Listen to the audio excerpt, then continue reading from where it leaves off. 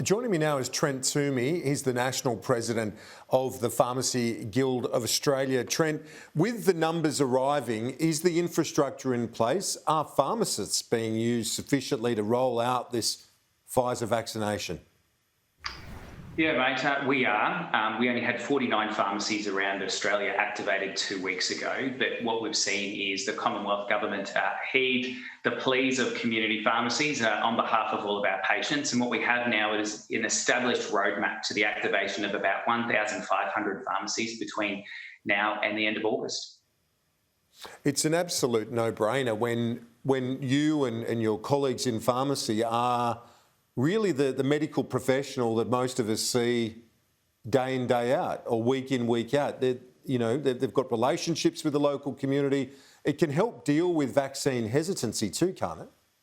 Absolutely. I mean, each year, the 6,000 pharmacies across Australia provide 450 million individual patient visits. That's because most Australians visit a community pharmacy 13 times a year. Last calendar year alone, 2020, we delivered 4 million influenza vaccines. Now, as we move towards a situation where we have extra supplies, and we just heard about the million Pfizers that arrived overnight, what we need to do is address hesitancy. And the best way to address vaccine hesitancy is to provide opportunistic occasions of service. And what I mean by that is when you're going about the regular things that you do on any given day, any given fortnight, or any given month, by popping into your pharmacy to get your regular medication, seek advice that you usually do, you should be able to take that opportunity to have a conversation with your pharmacist about anything that might be bothering you, any unanswered questions that you got. And then we can take the opportunity right then and there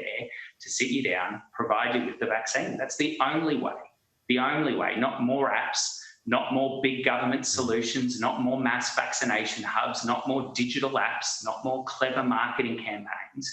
The only way to get to the herd immunity levels that we need so we can get people out of lockdown is to utilise community pharmacy and provide opportunistic vaccination services.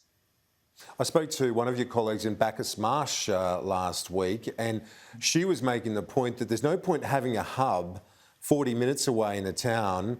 The residents of the town need it down their main street if they're actually going to get it, particularly if you're also combating the issue of hesitancy as we raised. If you're getting it as you get your Panadol and your aspirin, your groceries, it's a lot easier than driving 40 minutes to an hour to a hub.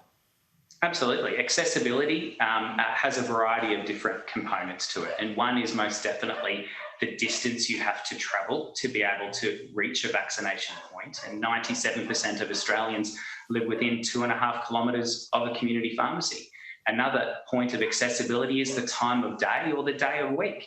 And for those of us that are holding down jobs, we want to be able to not take time off work. We want to be able to do it in the morning on the way to work, in the afternoon on the way home, or indeed after hours on weekends. So let's get the vaccines out of fridges. Let's stop thinking that the state knows best and setting up mass vaccination clinics. We've seen some of those in not just Sydney, but also in Victoria being declared hotspots themselves. It just makes no sense putting thousands of people in one big location. Let's decentralise it and reduce risk and increase vaccination.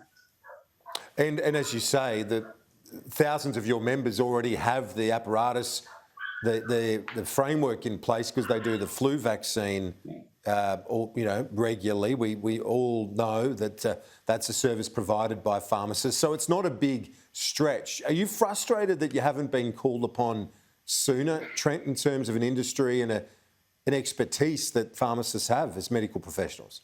It is frustrating, and we're frustrated because we're being presented with day in, day out with tens of thousands of inquiries across a network of 6,000 access points for people who want to get the jab and can't get the jab.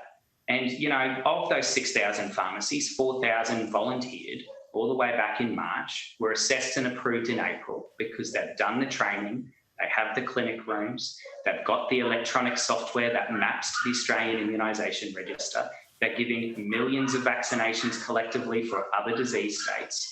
It just makes no sense that we're not utilising an access point that Australians want.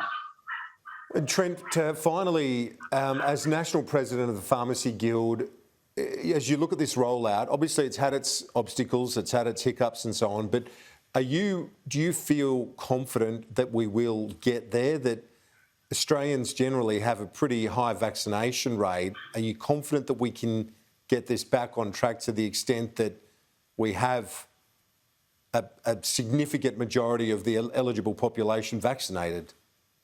Absolutely. Not only can we get this done, but we can get this done this calendar year. Let's go into 2022 with state and territory lockdowns being a thing of the past. We can get this done if we get the vaccinations out and the government gets out of the road.